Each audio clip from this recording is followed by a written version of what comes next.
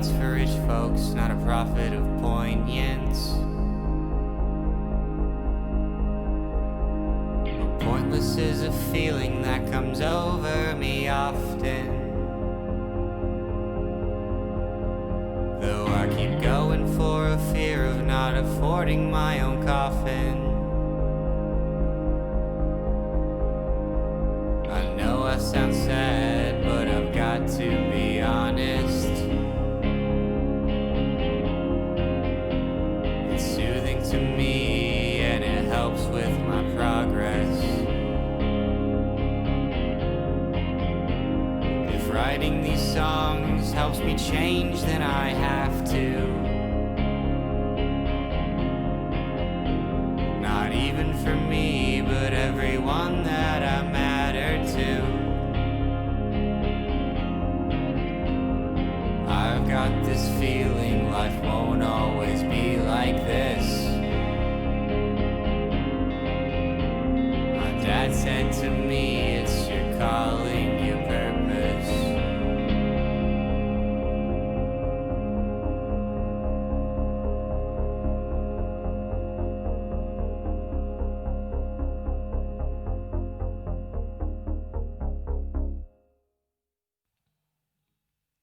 Walking through this life like a man with no shadow. Always by myself, just trying to find my way. I've got no idea of how to get this thing started. Looking for a way out never got me by. I'm so scared and I don't know what to do. All this medicine does is hide the truth. How could you be happy if you've got nothing to prove? So get up and get out there, son, what you got to lose. Walking through this life, forgetting strife in the rear view. Don't prolong the pain, I owe myself more than that. If I learned my lesson, could I go back to high school? Tell myself to have some fun, don't be so pent up. I'm so scared and I don't know what to do. All this medicine does is hide the truth. How could you be happy if you've got nothing to prove? So get up and get out there, son, what you got to lose.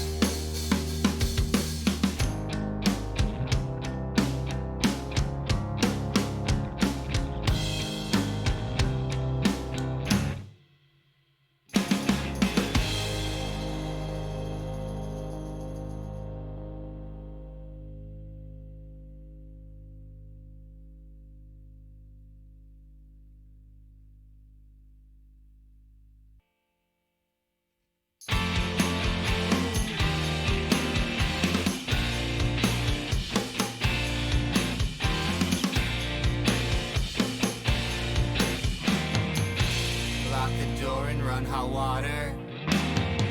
My sights are skewed, forgive me, Father. Sent you a text over dramatic. Got the response I wish I hadn't. I feel ashamed beneath my sleeves. Too much has changed, I have to leave. I love my family, I love my friends. And as for you, some good things end.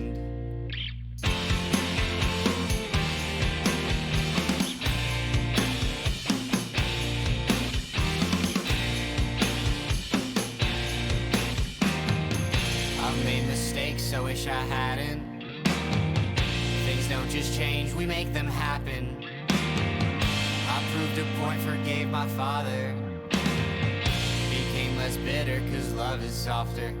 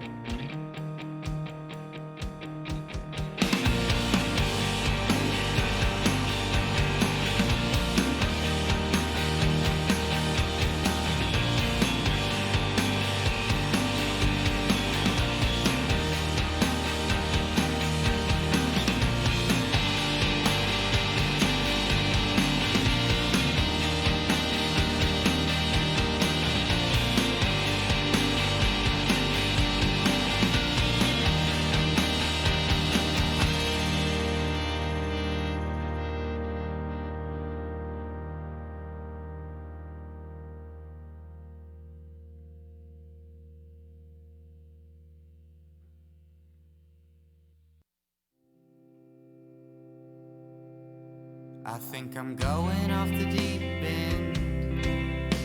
I think I took a left when I should have took a right at the bend.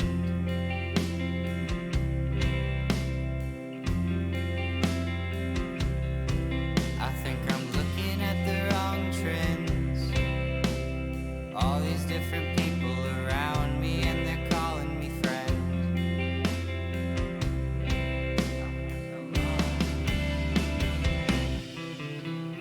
Come on man, let's just pass the time. From amphetamine to weed, all it takes is a drive. And it's alright, I got you this time. Let's just pick up something quick, I want out of my mind. I think I'll look into some new friends. Everyone I know seems to somehow trip me up in the end.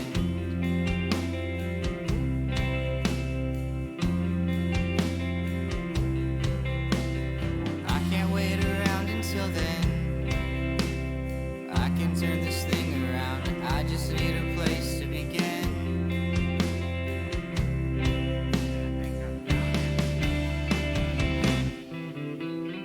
Come on man, let's just pass the time. From amphetamine to weed, all it takes is a drive. It's alright, I got you this time. Let's just pick up something quick, I want out of my mind. And life's just a race against time. Try and make something pretty before I die. If I can make a dime off being honest, then I think I'll be fine.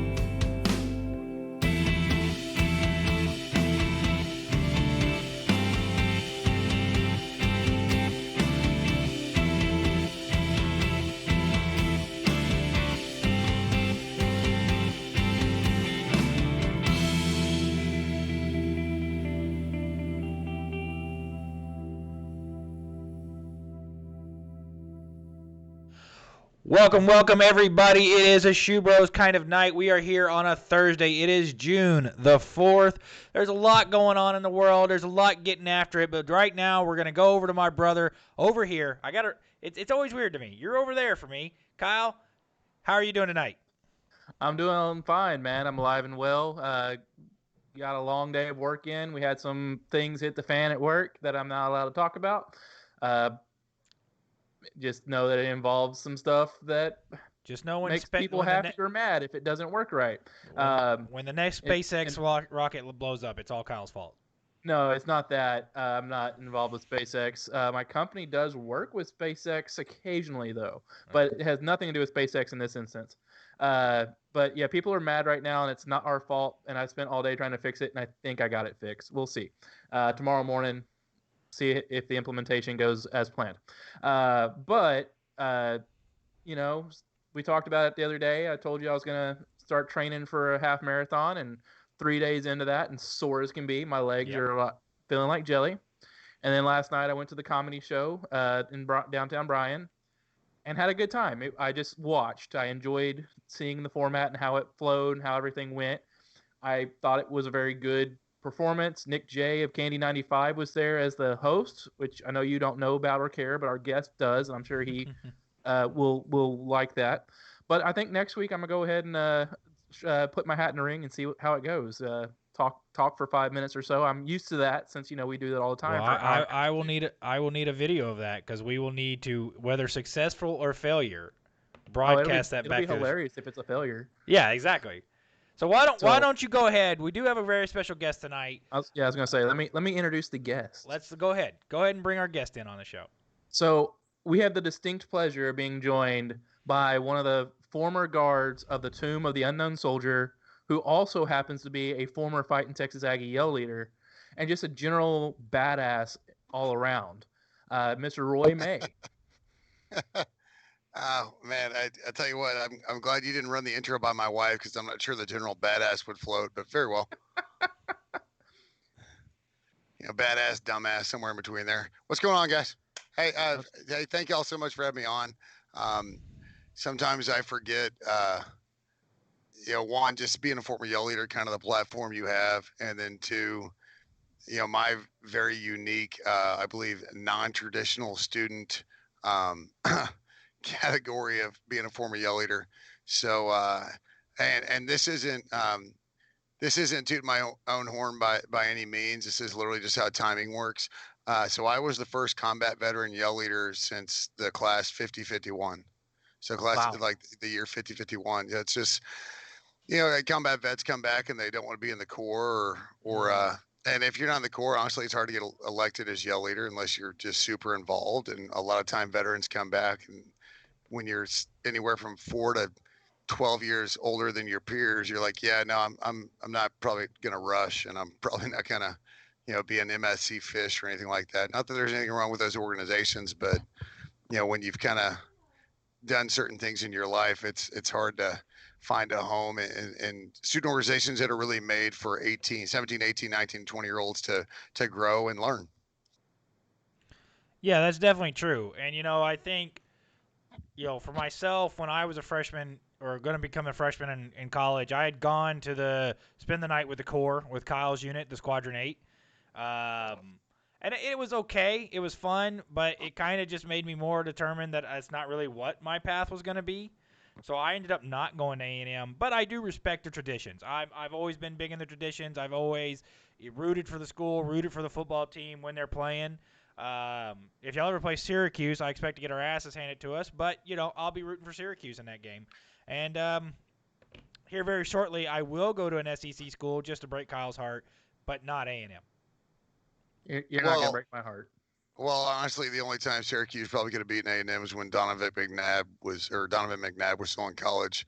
So outside of that, I feel pretty good about our chances. Hey, we've beaten Clemson more recently than you guys have. True. Yeah, but you get a shot every year. So at some point, percentages have to cash in. I was gonna say we're more likely to see each other on the hardwood than we would be the gridiron. Yep. Or like we play each other in basketball. Well, yeah, and I think that'll be fun given everything that's going on with Aggie basketball here, and that honestly we're I grew up in the Southwest Conference days, so we're doing everything we can to not be the laughing stocks. And then all of a sudden we've gone from, hey, just try to compete and be okay, to oh crap, we have a real coach that's building a real program. So it'll be fun. We'll just see how it goes. Aggie basketball is one of those where if you win, they will come. It's just not. It's Texas. Basketball isn't priority, but I think Aggies are seeing Buzz not only build a program with high-valued recruits, but also the way he builds the program with character. And if you spend 10 minutes with Buzz Williams, you are enamored. I've been fortunate to spend a little bit more time, and he's a fascinating human being. Yeah, I love the way, like, some of the older videos you see of him about how he's teaching his players to, stand at attention and salute the flag, or, put, pledge to the flag, whatever it may be. I can't remember the words. But he just instills that character and that grit in his players that you don't see a lot anymore. And it's very encouraging to see how he really truly cares about these young men as not just his players, but as almost like his sons. And from what I've talked to other former basketball players, they will attest, I felt like I was his son. He really truly cared for me. I knew I was being well taken care of when I was playing for him. Well, he takes a real old school approach of like hard work, grit. This is going to suck, but it'll pay off. But if you watch any of his videos that he's even if you just follow his Twitter, the messages he puts out, but also his videos, this is absolutely not lip service when he talks about the developing of young men, not to be NBA players, but to be, examples in their community and in their profession. And so it just, I have a big man crush on Buzz Williams. Yeah. He and Jumbo both definitely give me that hope that we're not just developing good football players, good basketball players, but we're developing good young men, just like our university's mission is, develop leaders of character. So you just got to slow Jimbo's press conferences down to like half speed, and you get the same message. Yeah, next so year so at before Xanadu. we get too much further into this, guys, if you are watching this for the first time, if you are coming to us for the first time, make sure you hit the subscribe button on YouTube. Make sure you hit the notification bell. Make sure you've gotten all notifications for our channel so you know when we're going to be coming live with these interviews. We do these interviews twice. Kyle and I produce content twice a week. We go on Monday nights at 7:30 and we go on Thursday nights at 7:30.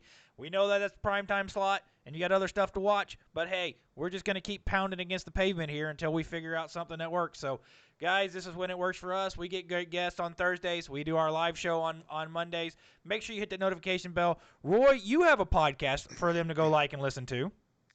I do, and it's really really new. It's the champagne hasn't dried off the crack off the bow since we launched the ship, kind of thing. It's called Red Ass Podcast. We talk just kind of everything A&M, whether it's sports. We try not to dabble too much in recruiting because there are a million sites where you can go find that stuff. But we just kind of talk about the goofy fun side of Aggie Land. We take a lot of requests. I've had, personally, I've had a lot of requests to talk about, life in the Corps, life as a tomb guard, kind of personal stuff. But we do everything except politics. I will talk politics all day long. If you ever want to find me on Twitter, I'm at RoyMay15. Feel free to DM me, ask me questions. I will absolutely engage people. Just our podcast is not the place for it. We just try to keep upbeat, and it's not that we're ignoring the subject. It's if you want to talk to me about the subject, there are other forums, and I'm always happy to do it. I've spent about 3 hours last night in DMs, in my Twitter, just people kind of sending me messages and replying and doing the best I could. Just like everybody else, I don't think anybody's got a specific solution right now. Yeah. So Yeah, you're right about that. So Roy, we do talk a little bit more about politics here. So we like to talk sports. We talk Aggie football. We talk basketball. We talk general sports all together. But we do like to talk about politics every now and then. And I just got to get your feel right now for where we are as a nation at the moment with all the riots and protests we got going on through New York City, from Washington, D.C. to Minneapolis, St. Paul, to all over the country, really. L.A., I've even seen Kyle sent me a TikTok of our very overweight sheriff deputies out here in Midland on some horses, and the only thing I could think was that poor horse. Well, okay, and I'm going to say this right now. You guys didn't send me any questions ahead of time, and I didn't prep anything. So this is really going to be from everybody thinks Yell leaders are very measured, and we ask for questions ahead of time. I was moderately hesitant because I don't like this crap because it's divisive, and it doesn't matter which side you fall on. It tends to be divisive. But at the same time, right now, I think it's important for people who have even a tiny little bit of influence. That includes me, at least here in the tiny little circle that is the BCS Metroplex, if you will. But to talk about it. So first and foremost, I think we need to put politics aside, because politics, has nothing to do with what's going on. And I know you can go way back further and say, well, yeah, the politics of policy, policies is where it got us where we are. But honestly, it's people that got us where we are. The policies, hold on one second. All right, sorry. My beautiful wife has to go run an errand, so you get a little Land Rover engine there in the background. Yeah, I know. It's like a weed eater, but it's really expensive. Those are her car payments, not mine. So I think it's important to not specifically attack politics or talk about politics, because right now it's an issue at hand that isn't political. Yeah. Race is not political. And if race is political, you're part of the hold on.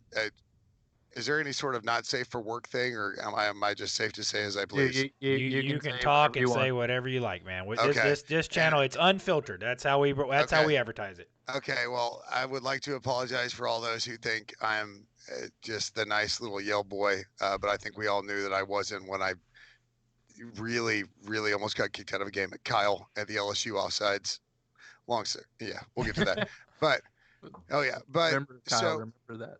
yeah, the LSU offsides play. I had a great view, and yeah, put that in the bank, brother. But here's the problem: like, we can't talk politics right now. And what I hate about politics is that right now it's trying to stick its face into an issue that's not political. Now, if you want, and again, like I was saying, if you want to bring back the fact that our political discourse or policies or throughout the years have created this and that, that's one thing. But the problem with racism is people. It's not a policy, it's people. Were there policies 100 years ago that were racist? Oh, good Lord, yes. We all know that. That's why we got rid of those policies.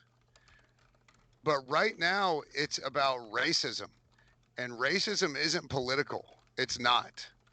Now, people attach racism one side or the other, on the aisle, but these are the same people that want a third party vote.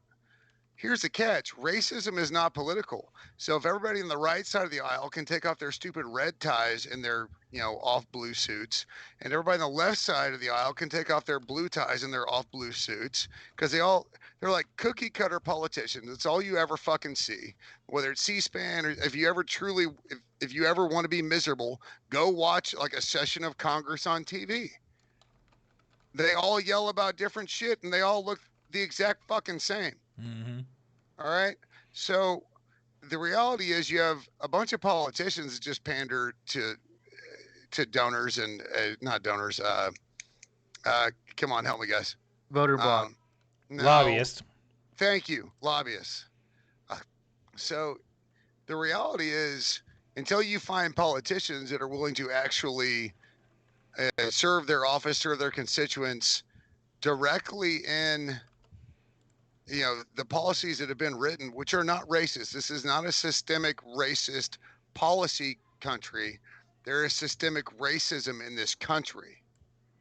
It's not by policy, not anymore. It was, and the problem is when it was, these generations have failed to mature, grow, and understand that they can't keep telling their kids and their grandkids some of just the most garbage, vile crap ever. Like, this ain't Vidor, Texas. This ain't Jasper. This isn't Biloxi, Mississippi burning. It's not. Like, there has to come a point where you make a stand, no matter whether you have kids, whether you have nephews, whether you're single in a community. And it's quite possible that you were kind of a shithead at some point when you were younger, but people change, and that's okay. Mm-hmm. It's okay for people to change, because that means they're learning. It's like, War Games. Remember the War Games with Matthew Broderick, the old movie? Maybe, or you guys? Yeah, old enough? Yeah, War Games, right? The computer is dead set on nuclear war, right? That's the whole thing. It's thermonuclear war is the game it wants to play. It has it set up and it goes. And it keeps setting all these scenarios, goes, okay, that one doesn't work. Okay, this one doesn't work. And then it just starts computer overdriving, trying to run all these scenarios of nuclear war that comes out as a win, and nothing can be won. Because once you go absolutely nuclear, whether it's, obviously the actual bombs, where, that happens, we're all screwed anyways. But when you go totally nuclear with your thought or your actions, nothing can be won, nothing can be gained. So at some point you have to step back and say, I have to be able to just really a little bit of self-control. Not all of it. I'm not going to sit here and be subservient. It's not what anybody wants from any side, anybody. But you have to be able to sit there and realize that maybe if I dial it down a tone right now, I keep that in the bank. I keep that stick in the bag where I'm still mad, but I can have this conversation and I can maybe help you learn, maybe help you understand why I'm mad, why I'm doing this, why I'm doing that. As long as the person on the other side is willing to say, okay, that actually makes sense. And I posted something on Twitter a couple of days ago that I am just not a Twitterite, twit. I'm not a twit. But once you start blocking people because they have shitty views that are directly kind of in conflict with yours, then you are shutting down communication. You know how you don't like you know how you fix somebody from being racist, or at least get them to start coming off the racist line, is to have conversations, not yelling, not blocking them, but to talk. You you have to have conversations to fix things. And I'm gonna tell you right now, dude, I don't have a lot of answers. I don't know if I have any, but I know the one answer I do have is just talk to me, put me in your shoes a little bit, let me walk a mile in your shoes, and let me just understand, because maybe I don't understand that just yet. Don't be pissed that I don't understand it.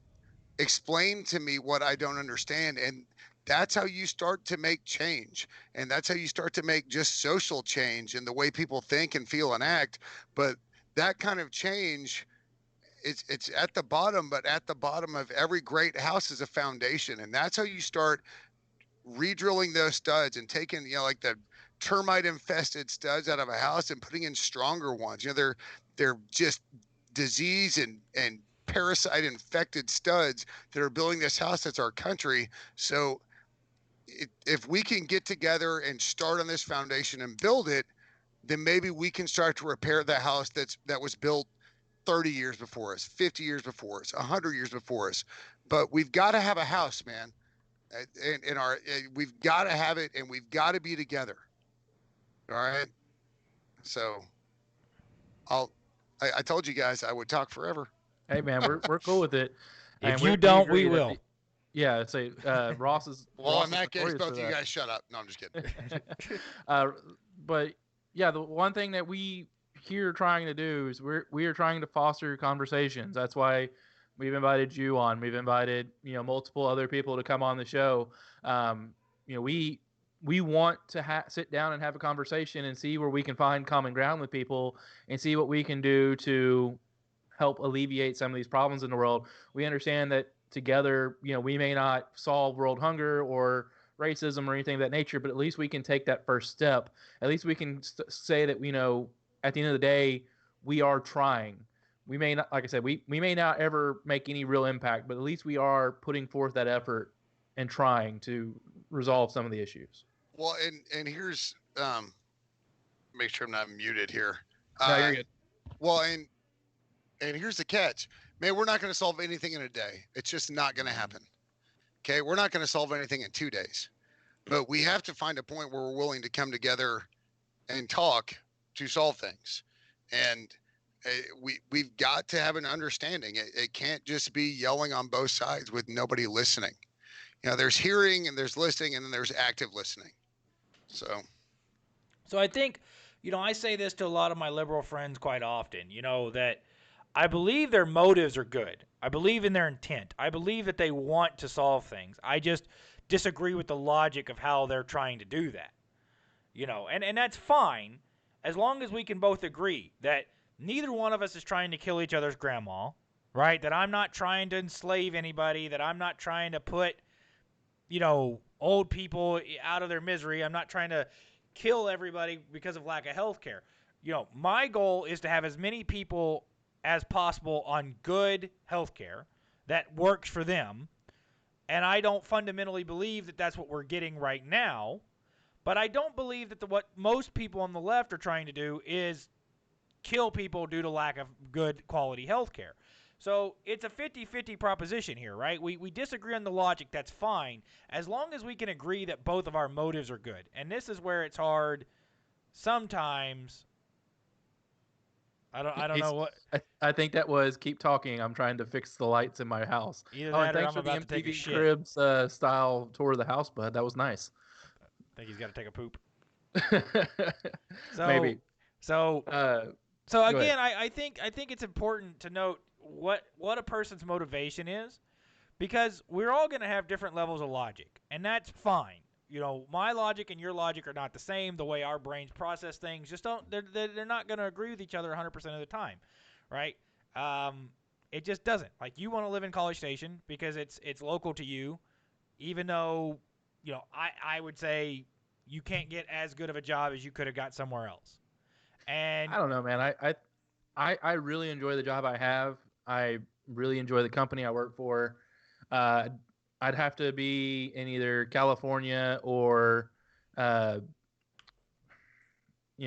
Georgia to be But able I to guess do the point. something similar to what I'm doing now. And it's something I actually studied for and was in the military for. So But the to point me, is that good. your logic and my logic are justifiably different from one another when it comes to Exactly. that exact choice. Because I've chosen to go where my best opportunity for money is. You've chosen to go where, a job that you like and is particular to your skill set whatsoever. So logic is a lot different for a lot of different people. We're going to get to see the rest of Mr. Roy May's house here. So everybody enjoy it. For all you guys on 4chan who know how to use Google Look, Maps. I don't think you can do Google Maps from inside the house. You can yeah, if you well, got a Zillow account. the call is coming from inside the house. No, no, look, to quote Super Troopers, when you gotta go, you gotta go. All right.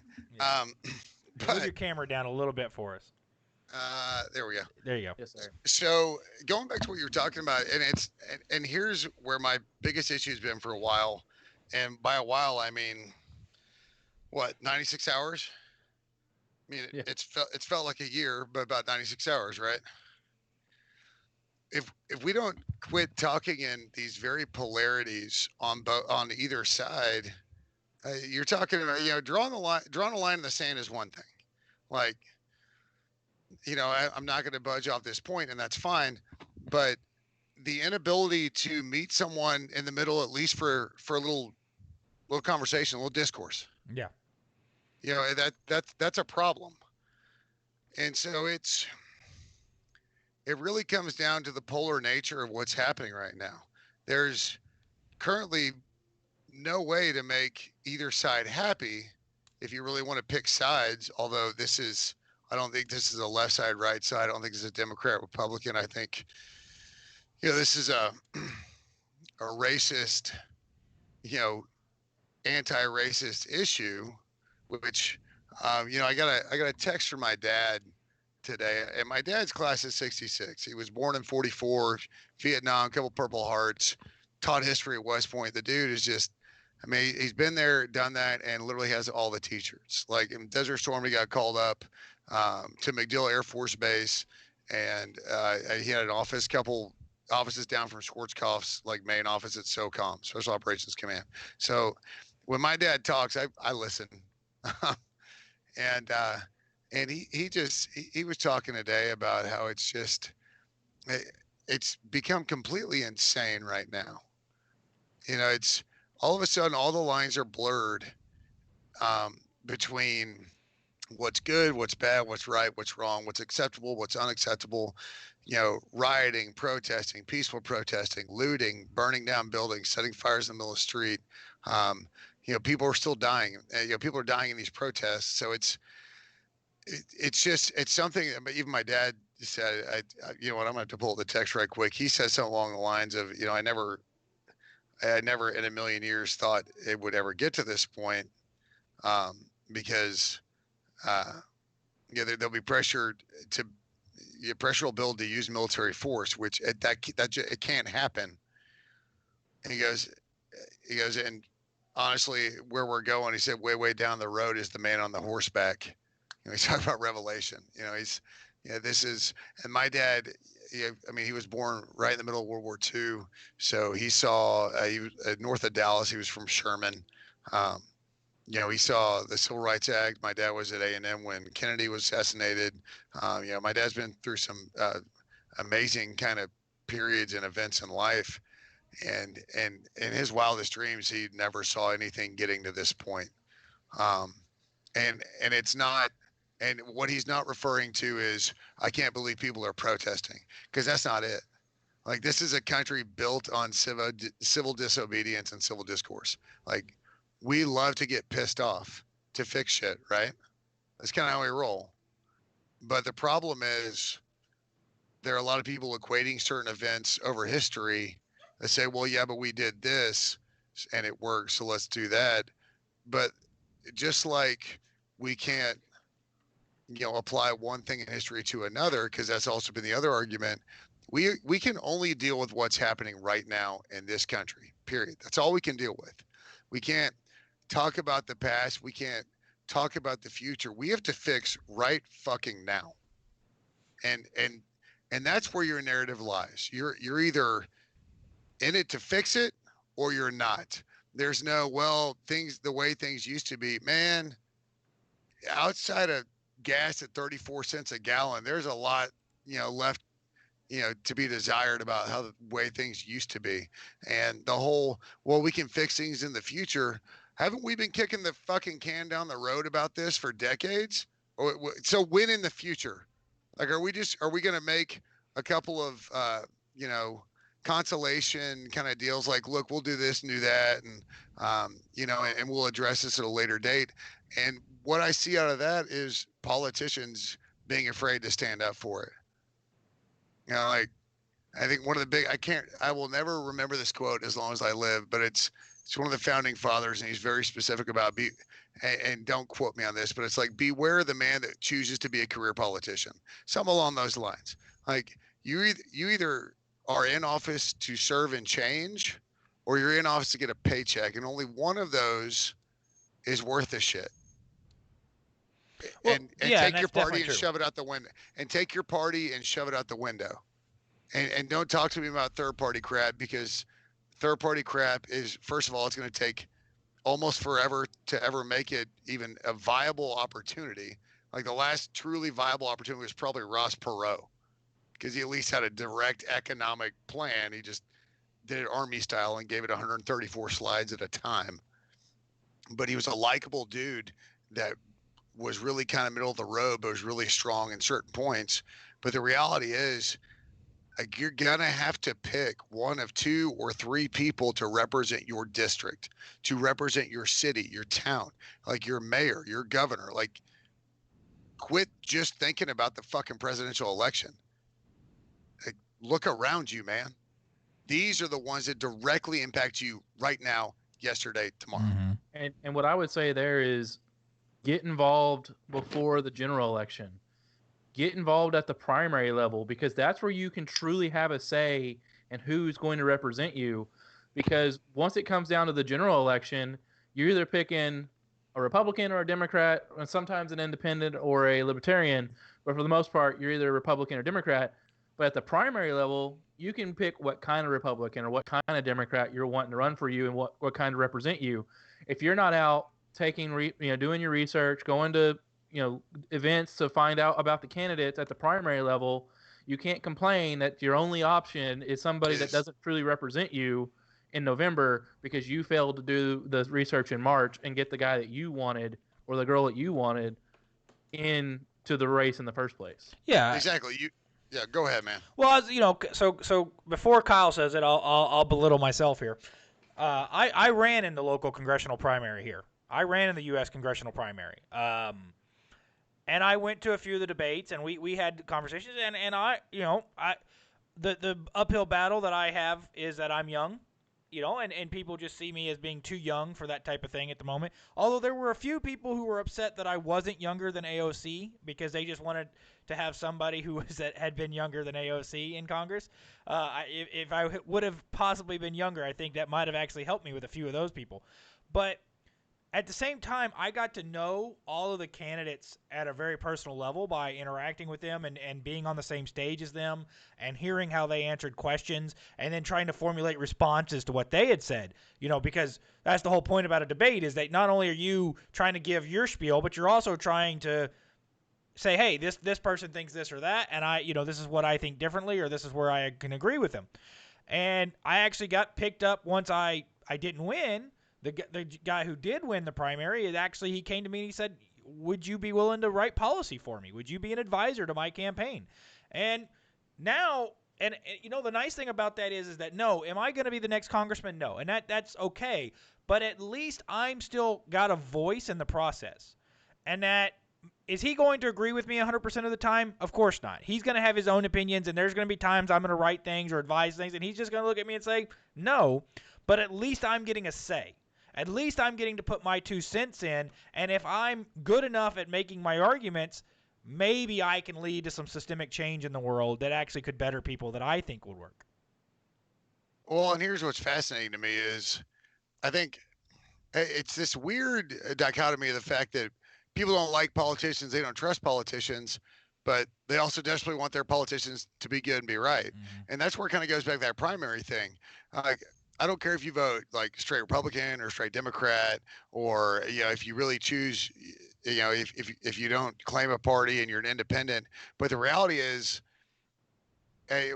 gosh, who was it? It just happened yesterday. Some long-standing senator got voted out. Didn't even make it through the primary. That was It Rep. was Steve Congressman King. in Iowa. Rep. Steve King. King, yeah. Well, if you don't want him as an option, then exercise your vote early. Yeah. And don't expect anybody to be right, but what you hope is that whoever you elect will bring people in on their team that will not necessarily literally be from the other side of the aisle, although one of those analysts wouldn't be the worst. It's almost like practicing debate. But to bring people in with different ideas around policy. This policy, I'm okay with it, but here's what we need to shift and do, and this is how we could change it to make it better. And like, if you're a politician and you think you're right, you're not a politician, you're a shithead. And you're egotistical, and congrats on your law degree and your undergrad poli-sci degree and all the money you've taken over the years in lower level government. But you are the kind of people that need to get kicked the F out. Like, we don't need you thinking that you know everything. The idea of politicians is it's not a dictatorship. It's, they don't get to sit there in a monarchy and just spout out, whatever comes out of their mouth is law. The reality is they serve their constituents. And the sooner the politicians truly embrace that their position is a position of service is when we'll all be better off. Yeah. Not to mention, if I ever ran, my very first policy would be term limits. I'm right there with you. Me and Ross have had many So I'm not against term limits, but I want certain caveats put in place, and that we don't term limits. He wants 20 years so they can get retirement. Because you have to give them at least the incentive to run, right? We don't want to de-incentivize good people from running. So if no. Yeah. So if term limits are great until it becomes that where really good people say it's not worth it to me, right? Because there are a lot of people who, when they run for Congress, that's a pay cut for them. To us it'd be a pay raise, but for them it's a pay cut. And so if you're looking at it saying, well, you can't even, get a retirement benefit off of this, then you're de-incentivizing what might be some good candidates. And I don't want to do that. I do want to churn the butter, right? I do want to get new people, new ideas, new places in there, but I think that's more where primary elections, as we've talked about, that's what they're for. Is that if those people feel like that guy or that lady are representing them adequately, then that's their decision to keep, I don't like Nancy Pelosi. I don't like her. I don't like her politics. I don't like the financial side of her, where her husband was heavily invested in Lockheed Martin. She kept kicking the ball down the road on the F-35 and letting Lockheed Martin just take more money and more money and more money to keep coming over budget and over budget and over budget. But at the end of the day, the people in her area, they vote for her, right? And obviously they feel like she well represents them. Well, dude, one, there's a bit of comfort. Depending on the district you're from, people will just vote straight blue, straight red, and that happens. But here's the problem that I see a ton of. And I don't read political news 6 hours a day, 7 days a week, because otherwise I already would have started a shotgun. But yeah, I was gonna say you blow your brains out. Yeah. So here's the thing. Everybody wants to point the finger at the opposing politician because look at all the wrong they did. Look at the immoral acts they did. But nobody ever wants to sit there and say, oh, well, shit, mine is also garbage. So hey, look, again, career politicians, if you're at this 25, 30 years, you ain't in it for the politics anymore, man. Yeah. And to be honest, you probably haven't been for a decade. But here's and I never truly thought all the way through this, but I think this is a very simple concept that you could probably expand on. You have 4 terms, man, and they can't be consecutive. You can go as 2 and 2. As a senator or as a congressman, because there's a big difference there. No, it's a senator. Okay. So I would agree with that. Again, yeah, congressman, you get back into the same shit. But you have 4 terms, can't be consecutive. You can go 2-2, you can go 3-1, and honestly, I think 3-1. If you go 3 consecutive, sit one out and come back. One, it shows that what you did and what you were building was right, and two, obviously you feel like you have a little bit more to give in one term. So it shows that desire and that hunger to change things.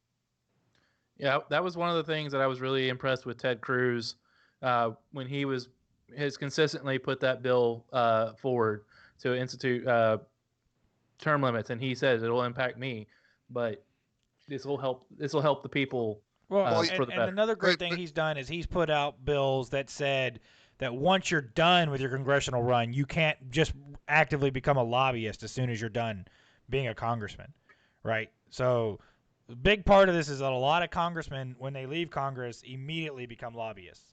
Turn back around and start dumping their money in. Yeah.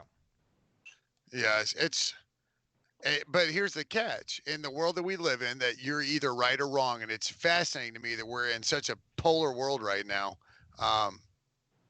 Do you have a ghost? The chair behind you just went flying. No, my wife's moving stuff around. No ghosts. Okay. If there's a ghost, we can do a different podcast. But no, I don't care that he put out a good policy. It's Ted Cruz and screw him. Well, that doesn't work either, though. Mm-hmm. Like, shouldn't we just vote for the best policies? Like, Yeah. once they're already there, let's just make our voice heard that the policies we want are the policies we want. And I don't care if he's a shithead or not. At least you think he's a shithead. If he put out a good policy, it's okay to agree with it. It's okay if somebody that doesn't necessarily align with how you believe puts out something good. It's okay to be like, yeah, dude, high five or fist bump or whatever we're allowed to do in these uncertain times. I don't need to like you personally. And I make this argument about Trump. So my rhetoric here is that it's policy versus persona, right?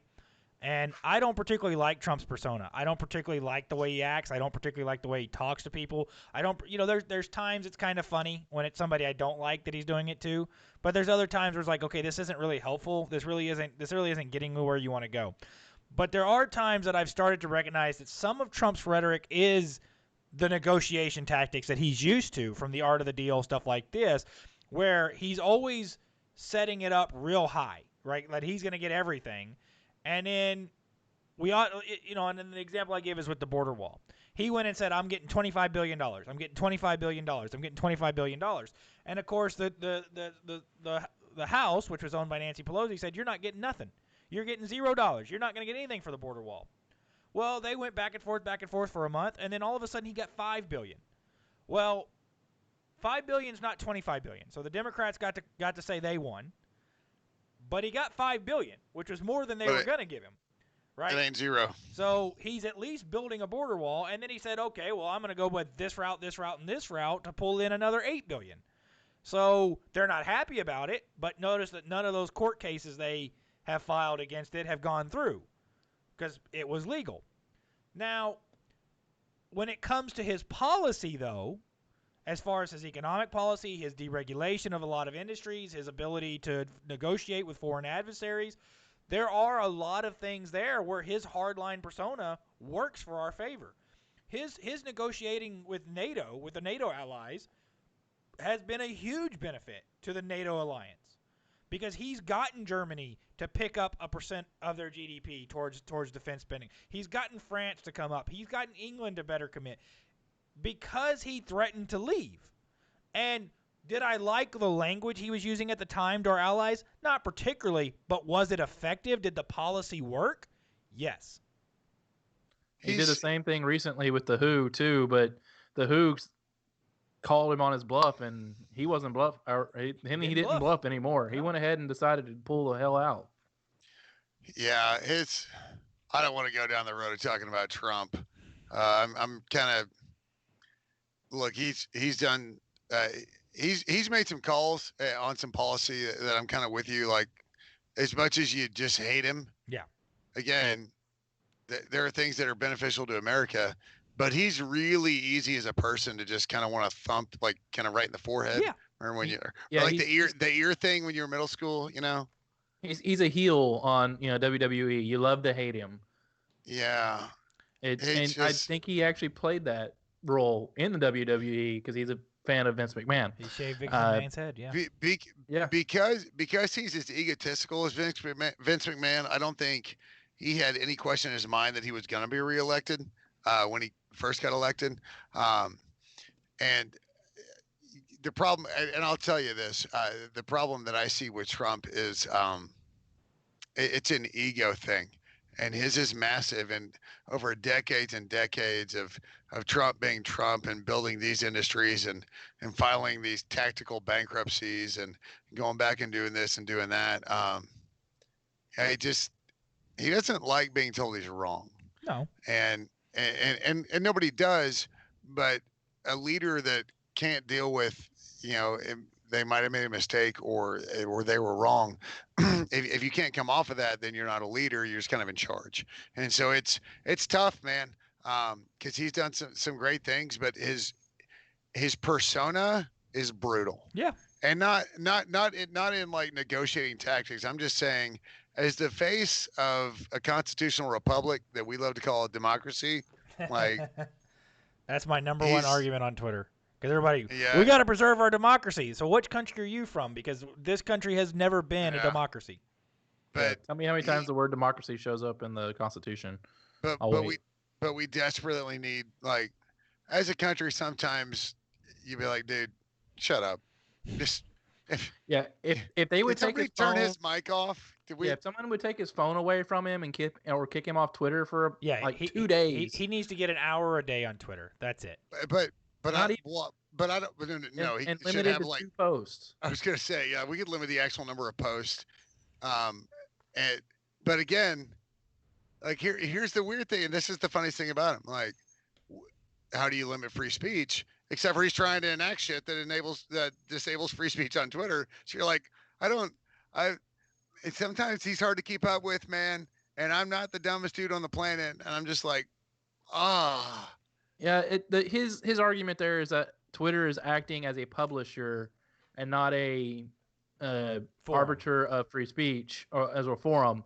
So by being a publisher and stifling and or changing and or blocking and or shadow banning certain people, they are then subject to rules and regulations that apply to publications instead of things that go to forums. So there's an argument back and forth. I know that I have seen, staunch Republicans get shadow banned or, their stuff get muted. But I've also seen it on the left too. So it's just weird how they do it. And I'm not going to sit here and try to say I know how to run Twitter because I don't even like Twitter. I get on it to DM Roy May to see if he'll come on the show. That's about as much as I get on Twitter. Don't lie. You sent a picture first. A lower half picture. It was of him in a bikini. Blackmail. Me or Trump? You. I was joking. Oh, I was like I sent you a picture of yourself in a bikini to blackmail you to come on the show. I was trying to think back. I'm like, well, I did some dumb shit when I was a PFC in the Army. Hold on, let me think. Yeah, right. There were some moments. But here's the catch, man, and this is what's crazy. And I don't think any right down the middle of the road or on the fence politician is worth a damn either because they don't have any convictions, unless they find themselves in the middle of the road because they believe a lot right and they believe a lot left, and that puts them in the middle, and that's fine. But like some of these aspects, you have to be a little bit more chill about. Like, you know what Twitter is? Social media. You know what social media is? It's the forum for speech. It is, right? Like it or not, Twitter is a forum for speech. Unless you're, directly violating, you're inciting riots, and just by Constitution, whether you're inciting riots or directly, wishing harm on individuals, like it or not, Twitter is what it is. It's just like Instagram. It's like Facebook.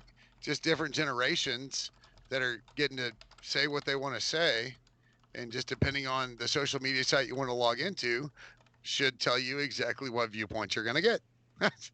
Yeah. But it's all got to be open, man. And like you said, like you've seen the Republican stuff get this soft kind of ghost stuff, but you've seen it on the other side. So the reality is Twitter is a place where you can vote up, vote down to an extent. You can block or report accounts, and if enough people do it, that's fine, but it goes both ways. The other side does it too, and so there's plenty of accounts that are getting hosed over that kind of crap. Well, and I think a large part of, for me, what's happening on Twitter is I like to participate in civil debate on Twitter, but I will consider myself somewhat of a troll hunter.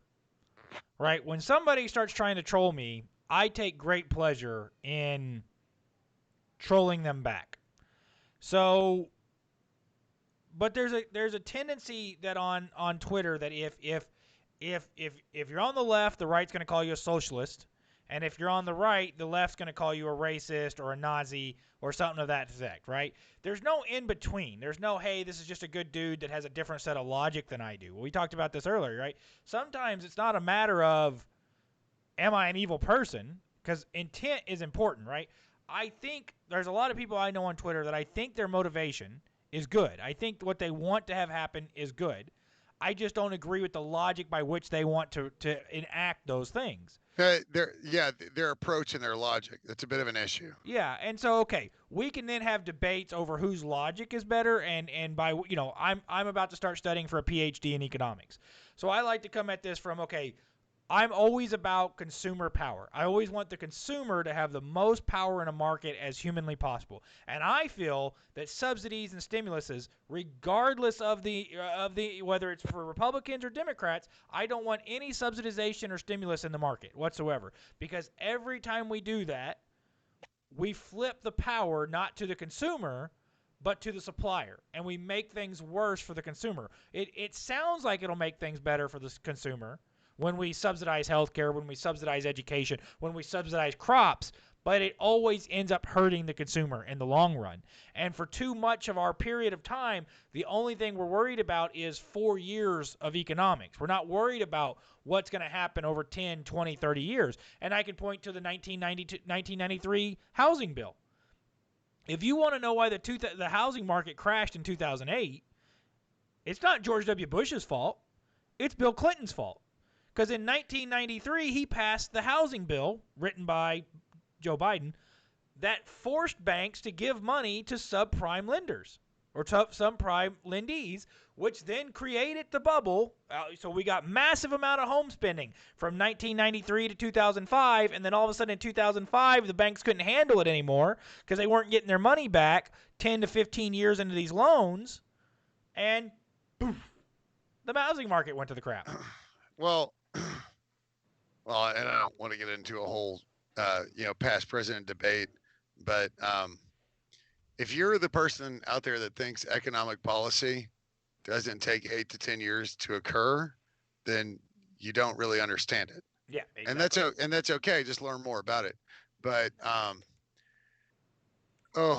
dude, I try not to get into stuff like this because it's a very specific issue that it obviously enabled what we saw with the housing market and the crash, and I get that, but this is one of those things where I wish people were more educated, in the sense that what I see right now is a problem. It's their fault, this person right now, right? When in reality, if you educate yourself enough, you realize a lot of these policies that get enacted in government at a national level, they don't just go into effect. That's just not how national policy works. You can argue states' rights, or you can just argue dissemination amongst the states when governors are like, man, we'll get to it. And that goes back, about 60 years or so right now when you're thinking about what's going on. But that's also the problem. Like you brought up, and this goes back into this career politician thing. Like, man, are you going to vote for Trump? But holy shit, Biden's been at this for fucking 4 decades and hasn't done shit. Yeah. Like, who do you vote for right now? He's enacted the 94 Criminal Act? 94 Crime Bill. He was a big part of the 93 Housing Bill. All things that were intended to help the African American community, but ended up hurting the African American community in the long run. Because as you're correct, when we look at economics, I think so many people in our country that if even they take economics in college, they take micro, right? And they focus on a single market. And a large part of micro is, okay, how do I better my condition right now? What can I do over the next year or 6 months? But macro is looking at externalities of a market, looking at opportunity cost, looking at how these things are going to play over a long, long period of time, 15, 20, 30, 40 years, and then trying to understand the consumer psychology of how these decisions will take effect. Because it's not just about, okay, I set a price floor for this and then all of a sudden, no, that's going to, it's what I like to argue is that minimum wage did not increase anybody's wages. What it did is that it increased a few people's wages and then put a whole lot of people out of work. So the intent behind it of, oh, we're going to give people more money was great, but that's not what actually occurred. We saw what happened in Seattle 2 years ago when they went to $15 minimum wage. The unemployment rate jumped 4%. It's truly micro versus macro. And look, if you took macro and the only economics class you took was macro, it's probably because you couldn't get into micro. You grabbed your C, you got your degree, and you were done because you had to have economics. It didn't matter what your degree plan is, you got to take econ. But macro is also, here's my complaint against macro in college as like a 201, 202 type class.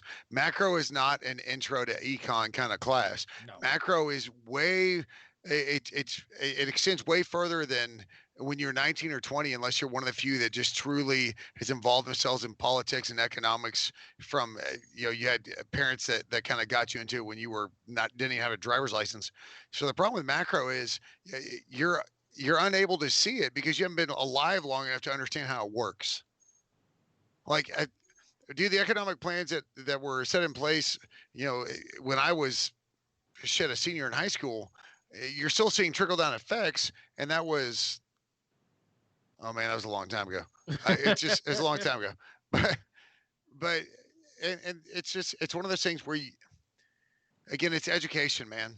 Yeah. We can't solve problems if we don't educate ourselves, because our politicians are like the super most educated assholes ever, right? They're super educated. They have all the degrees. Think so. Some of them have, international relations degrees from Boston University. But the reality is, like, if you have an international relations, a politician, that doesn't make him dumber or less educated than the dude that has a law degree from Columbia. And that's the catch. We love to see all these credentials and we love to see all this other crap. But the reality is, if people would stop voting on like just party lines in general, like, oh, well, he's Republican, he's got to be okay.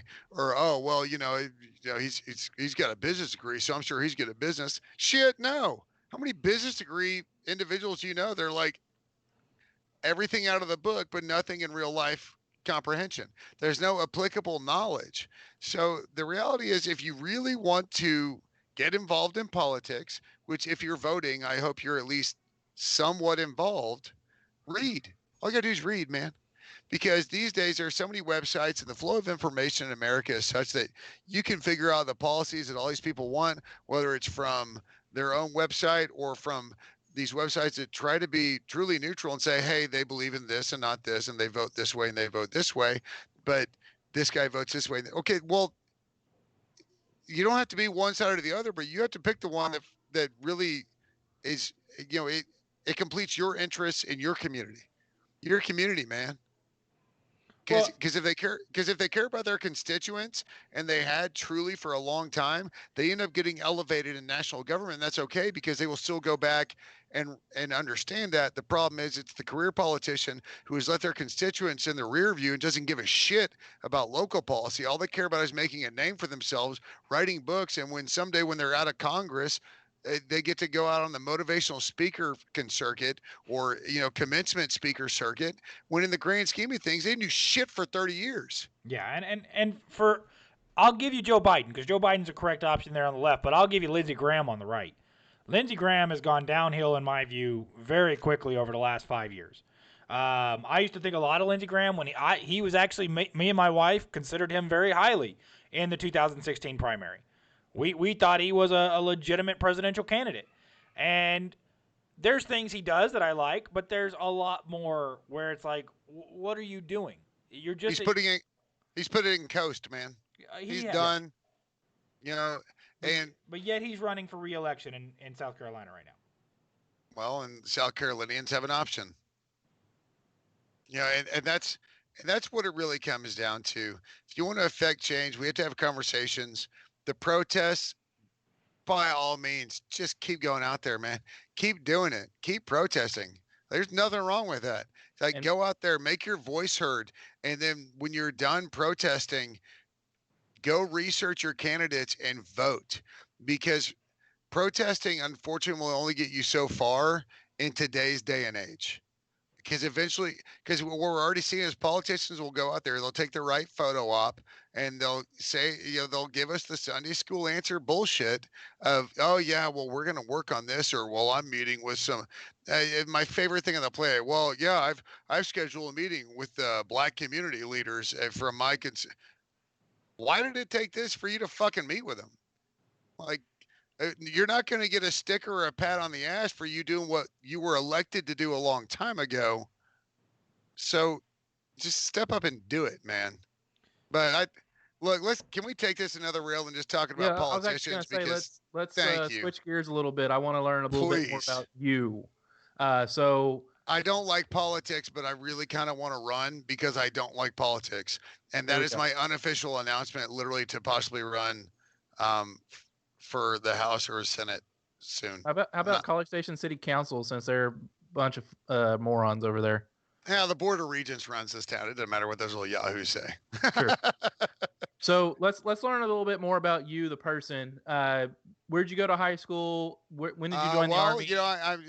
I'm anywhere between 6'4" to 6'6", depending on the gas station I'm walking out of.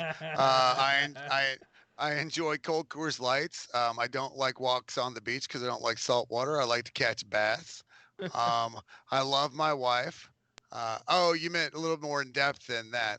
My favorite color is blue, even though I bleed maroon.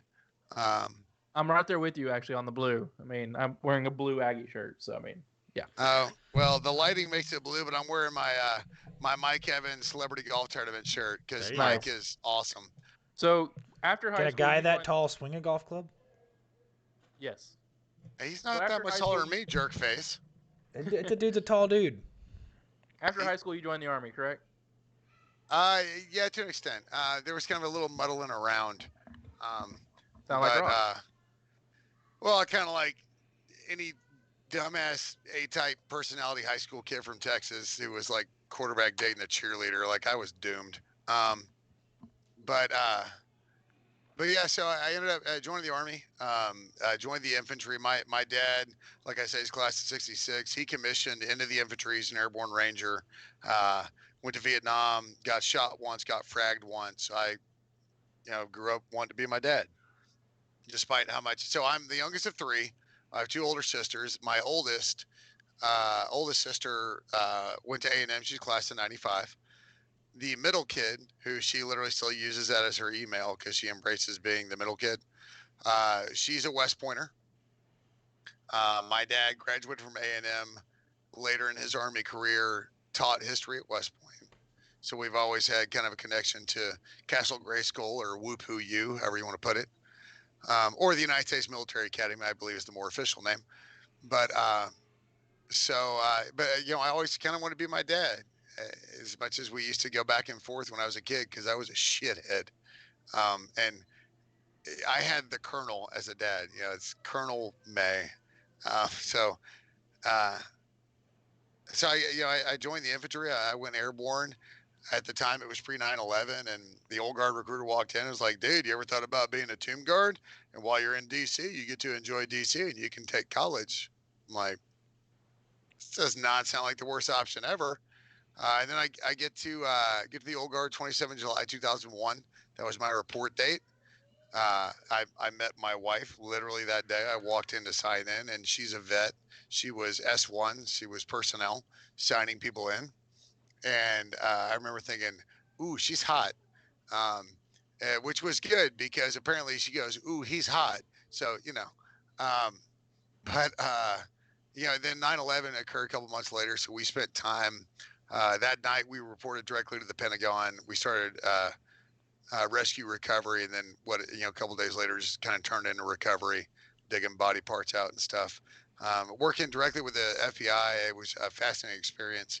Not in a good way by any means, but these are major events that shape your life. Then the Army, and while I was there, obviously I was a tomb guard, badge 504.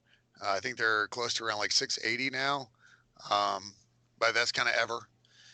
So I went from there. I spent some time with the presidential marching platoon while I was there. Did some presidential security details type stuff with the Continental Color Guard, and then from there I re-enlisted needs of the Army, and as an airborne infantryman in the middle of war, I was like, oh man, I'm going to Fort Bragg. No, the Army told me I was going to be a recruiter. So I spent 3 years in San Diego recruiting for the Army. One of my recruitings, in fact, my main recruiting, my secondary recruiting zip code was Marine Corps Air Station Miramar. Not a lot of Marines currently looking to join the Army in San Diego.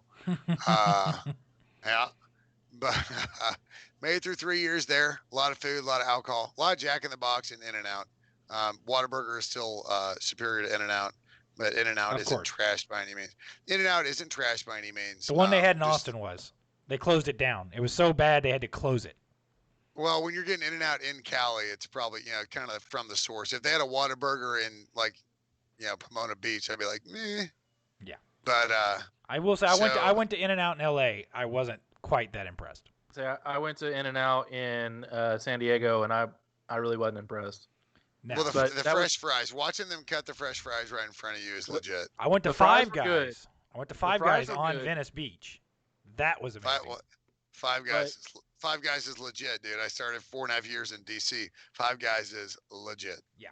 The thing my issue with In-N-Out was that I ordered a burger all the way, and they go, "Do you want onion?" And I was like, I said all the way, didn't I? And they go, "Okay."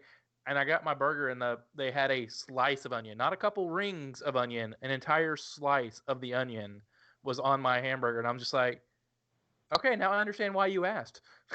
Yeah, Californians are a little different. It's easier to get a good sliced avocado on a burger than it is a properly sliced bit of onion rings, plural, as opposed to onion just steak. Yeah, exactly. That was very off-putting.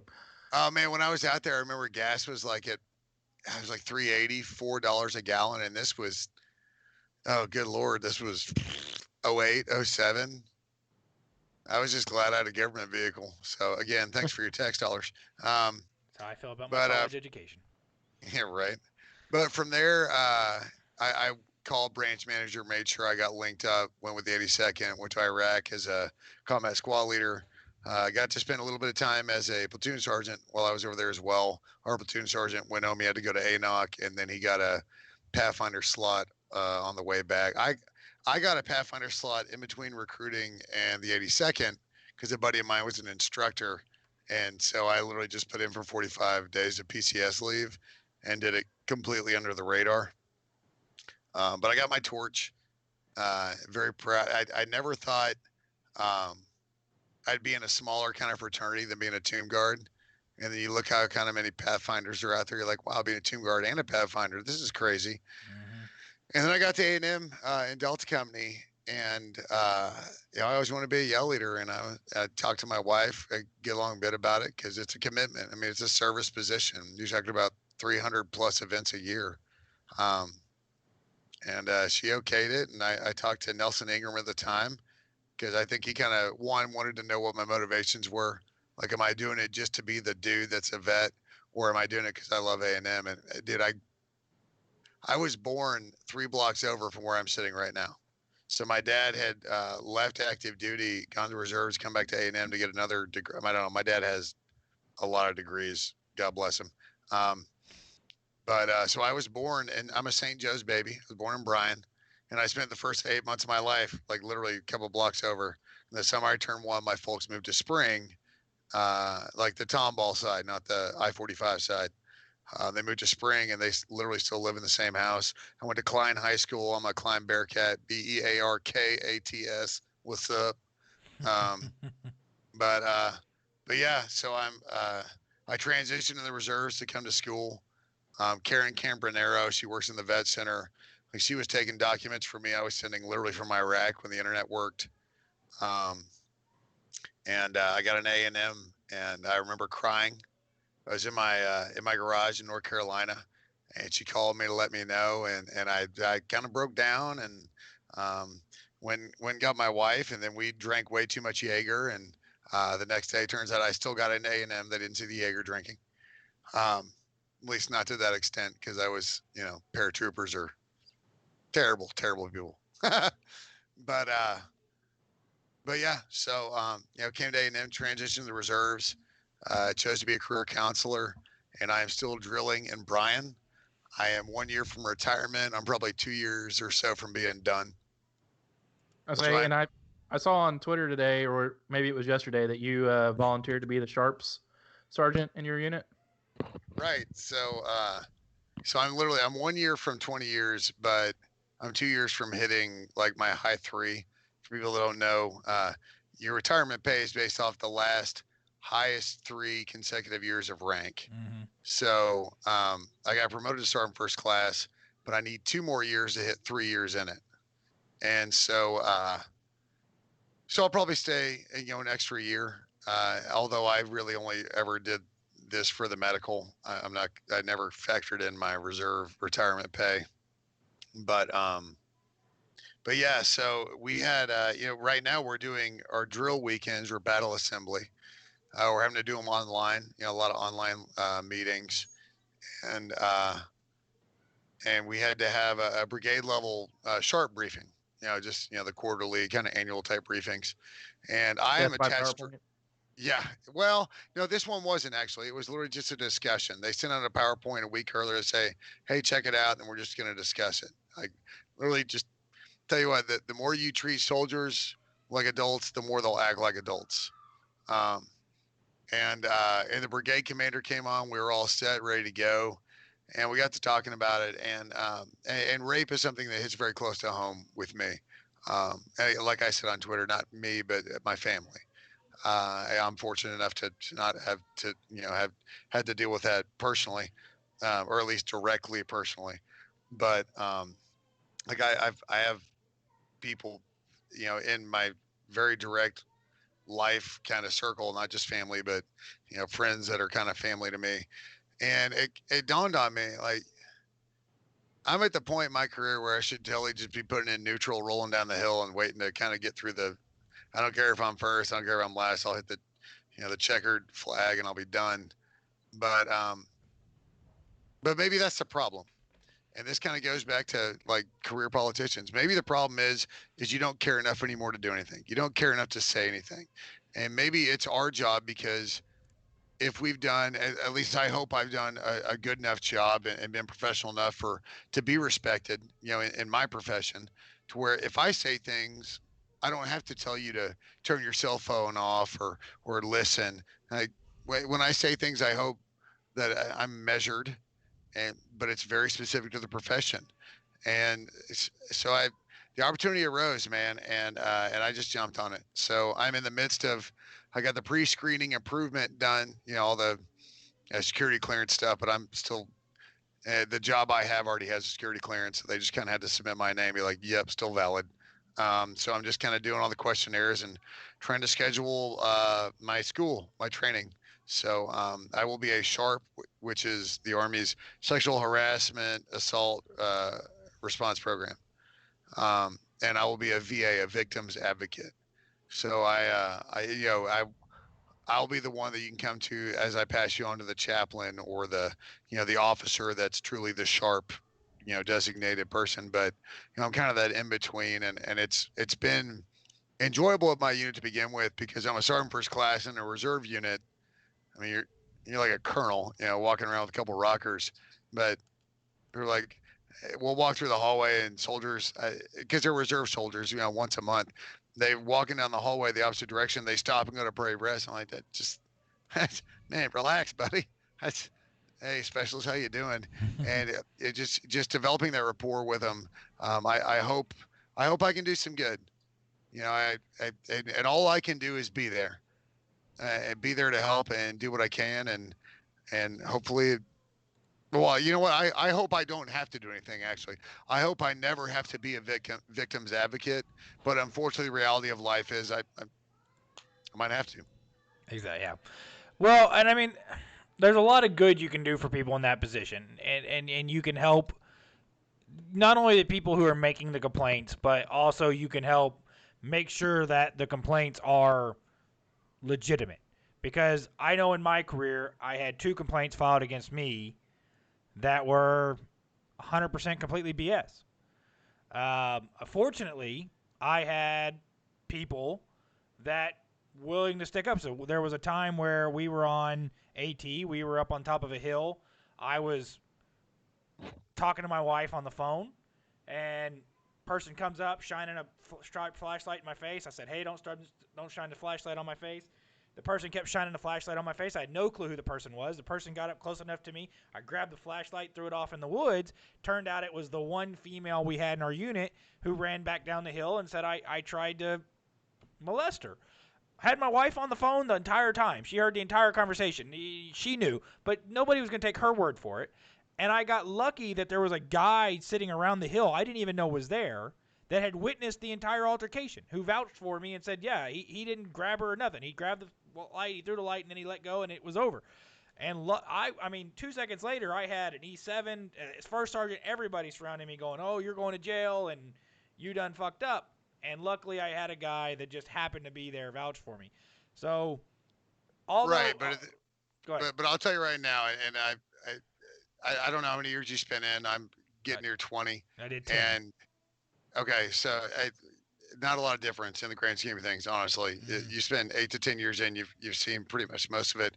But my job is a victim's advocate, man, and it's one of those things where because you didn't do anything wrong, nothing came of it. Yeah. But the reality is, too many people either refuse to report or scared to report, or the report isn't believed. And my job is to be a victim's advocate. Whether I'm not a lawyer. That's the best thing is Jag's on my side as a referral kind of thing.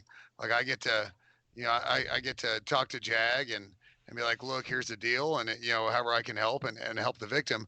But at the same time, we have to remember that, it's and you have a situation where you were wrong. I got one of my best friends, well, my late best friends, he was put in a bad situation, and I mean, it didn't work out well for him, and it was unfortunate because the system kind of worked the opposite way. But my job is to be a victim's advocate, and my job is to make sure that everything's reported properly, the victim's taken care of, and when it comes to the point where you're reporting stuff, the truth will come out in the Army. The system isn't slanted against people in certain circumstances. In the Army, and if you're a female attached to an infantry unit, like you kind of got the cards stacked against you in the sense that there's going to be dudes that come out of the woodworks and bullshit their way through it. But the reality is, I firmly believe if you really truly took the oath and you believe the oath, which I feel the overwhelming majority of the military did, like this isn't, I don't see color, I don't see race, I don't see, but no, look, you see what you see. Stop talking about color, race, or religion. It's right or wrong, man. And that's the easiest thing on the planet is right or wrong. That's all there is to it. You're either right or you're wrong. Look, you either raped her or you didn't. She's either filing a false claim, or she didn't. But the truth is going to come out because people will always, and maybe I'm a little naive and a little, starry-eyed, but I truly believe that people choose to err on the side of right as opposed to wrong. And that's why I don't believe the system is racist. I don't believe in systemic racism. I believe in racist people, and I believe in this concept I talked to a buddy of mine about, and I'm going to expand on this. I might write on it.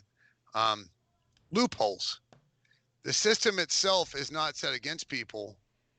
It's the shit people that find loopholes to get around the system. And the system is justifiably right, and it's justified. It's the people within the system. It's not the system itself, man. It's bad fucking people. And there's two things. I called in a fine bomb the other day, and he got on my case, and I'm not going to listen to that crap when he goes the other. I don't want to talk about.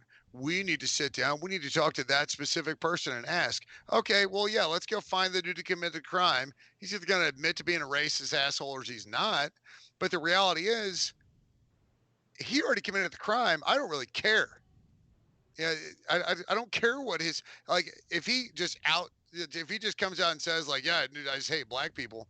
Well, yeah, then you elevate the charge of the crime. But we have to have a conversation. We do. We can't just address on a one-by-one basis as it comes. We're never going to get anywhere. Yeah, and I think I made that point today when it came to Ahmaud Arbery. You take most likely the McMichaels in that case had some racial tension or there was some racial profiling going on there. But regardless of if I don't want to set this up in a way that if we can somehow prove that the McMichaels are not racist, that somehow means they didn't commit the crime. The crime was still committed, regardless of whether it was racist or not. The crime was still committed. You do not have the right during a citizen's arrest to approach somebody gun drawn. And if you approach somebody with your gun drawn on them, they are the person acting in self-defense. You are not acting in self-defense if you come into the situation with your gun drawn. So here, go ahead. It's got look, and everything about it screams like Georgia racism, right? Deep Georgia, good old Georgia peach racism. The crime itself was racist in the way it played out on what we saw. And if they admit to it, then you get to elevate the charges. They should be going to jail for the rest of their effing life. And if Georgia still lights them up, then let's light them up. Yeah. But when the intent is there, it has to be elevated.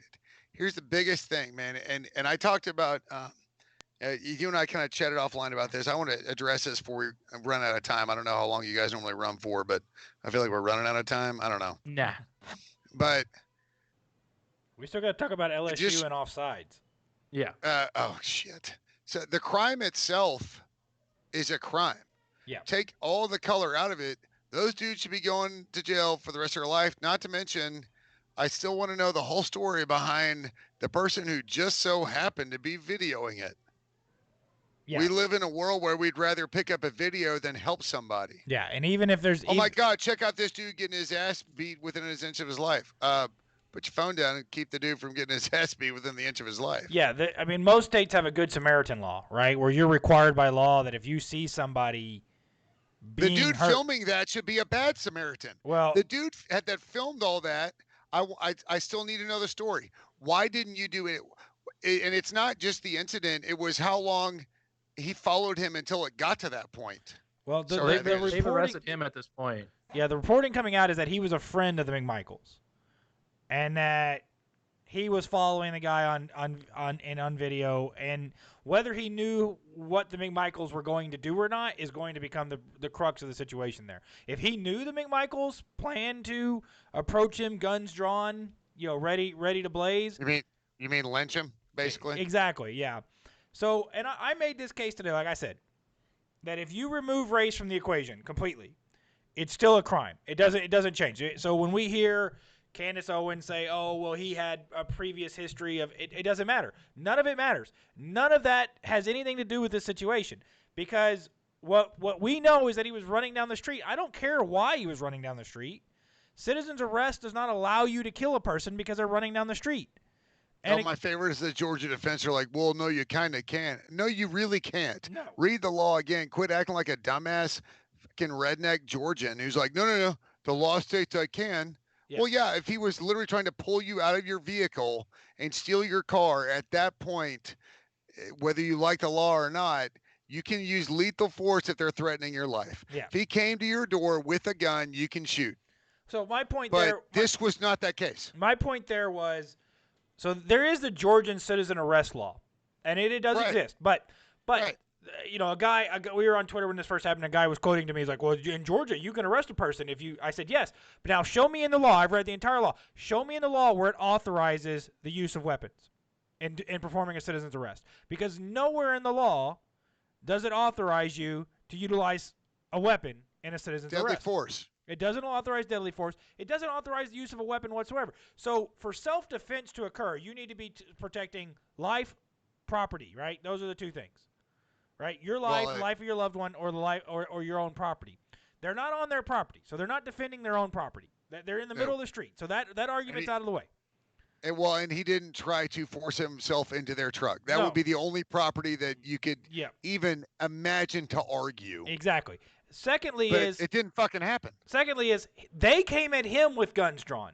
When you come at somebody with a gun drawn, I'm sorry, you are the aggressor in that situation. If they do not have a gun and you have a gun, you are the aggressor. So I would argue that no, they're not acting in self-defense. He was acting in self-defense. And for anybody who says, well, if you're acting in self-defense, why do you run at the guy with the gun? Listen, fight or flight, man. We all act differently in the heat of the battle. I don't know what I would do in that moment. I've never been put in that moment. Kyle has. He ran like hell. But, you know. I didn't just run like hell. Okay, you drove away as fast as possible. I made up an elaborate scheme to allow them to let me back in my car, and then I drove the fuck off. Yeah. And luckily he had a car that was faster than the car they were following him in.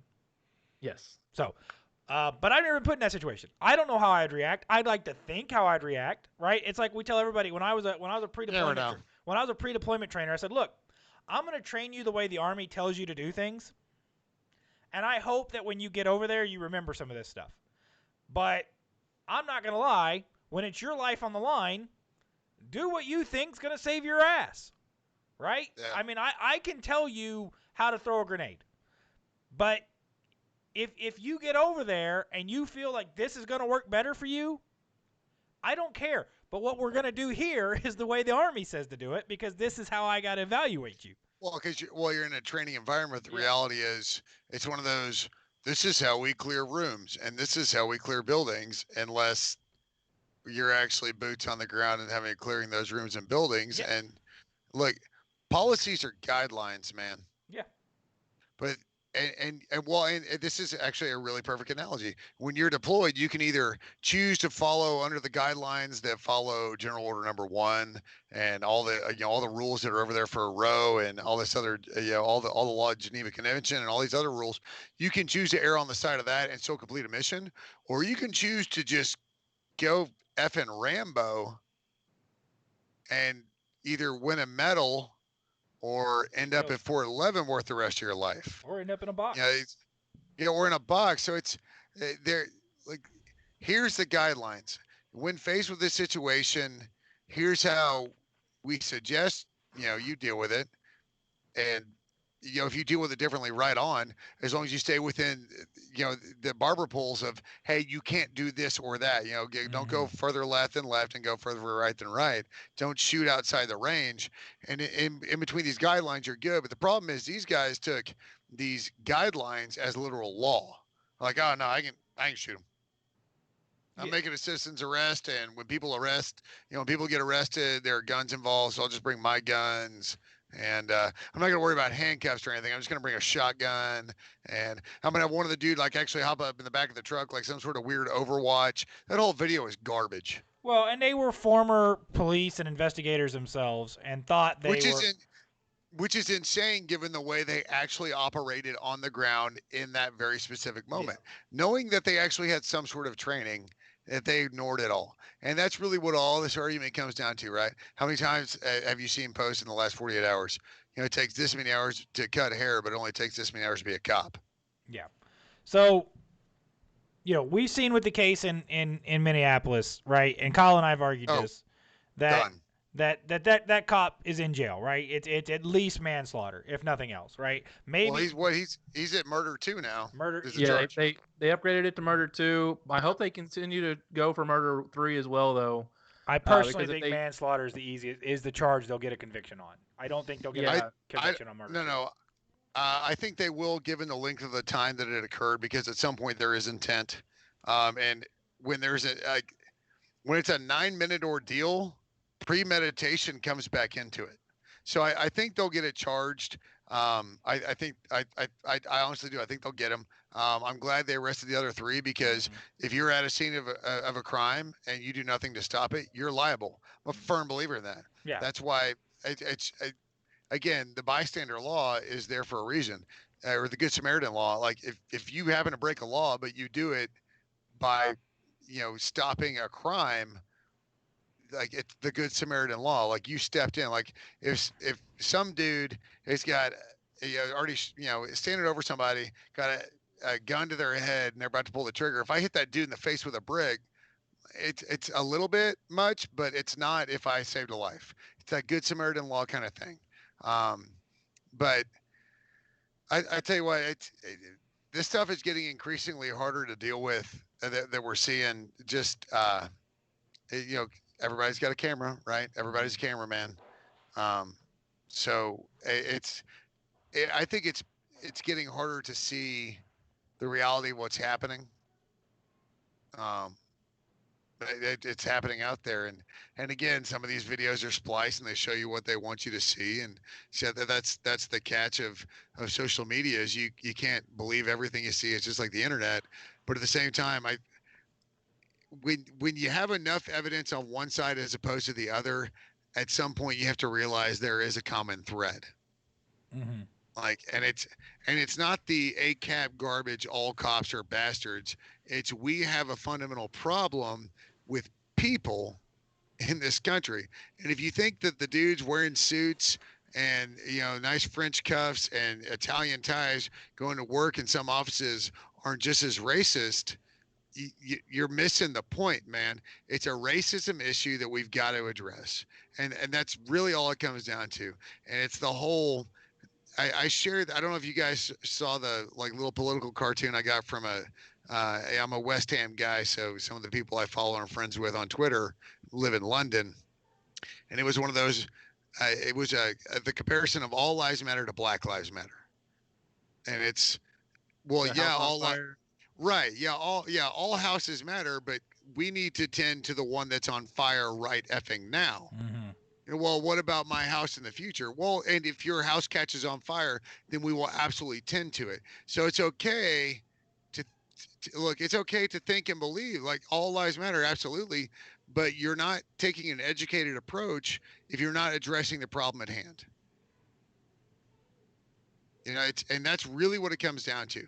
You can you can have a lot of these kind of clouded statements of, this and that, and I believe in this, and that's fine, and I just hope we're all kind of happy and it all works out.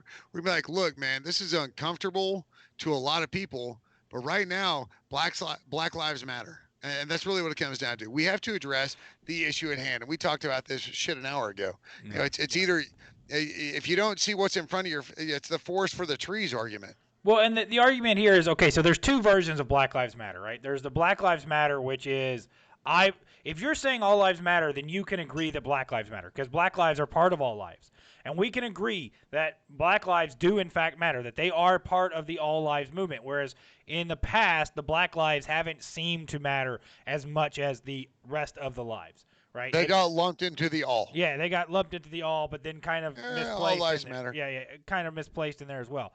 The other side of that is the Black Lives Matter as the organization, where we can have radical disagreements with that organization, right? That organization has some people in it that we wouldn't personally probably agree with. But that's not – we can't let the organization corrupt the ideology behind the thought, right? Because just because there's bad actors in that organization, which there's bad actors in every organization, right? I'm sure there's some Aggies in jail. Right? A&M's a good school, but there's Aggies in jail, right? There's military guys that suck. It just happens, right? And I'm a 1% by 99% guy, which is I think that 1% of people suck in no matter how you break down a population, right? Whether it be on religious basis, whether it be on whatever basis you want to go by, 1% of that population sucks, but they get 99% of the news, right? So we can sit back and we look at statistics and we can see that, yes, based off of racial law, that that the black people are more likely as a population center of but that there are bad cops who kill white people. There are black cops who have shot white people, white victims. it happens. But at this moment, as you said, it seems to be, and maybe it's how our media portrays things, but it seems to be that being black in the country has given cops a more aptitude to be trigger happy.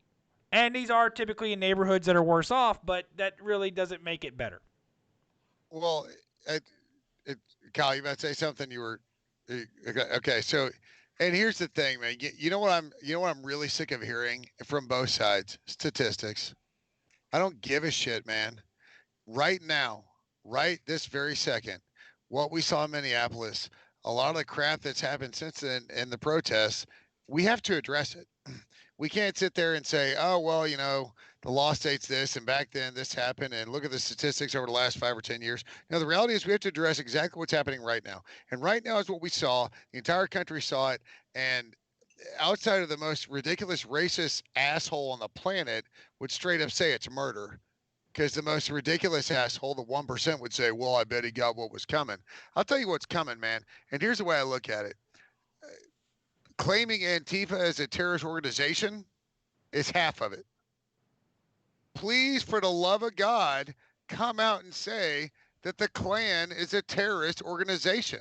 It has been ever since any documentary you watched. It's a domestic terrorist organization. So Trump was the only president to declare a white supremacist group a domestic terrorist organization. Yeah, but there's one other he needs to call it.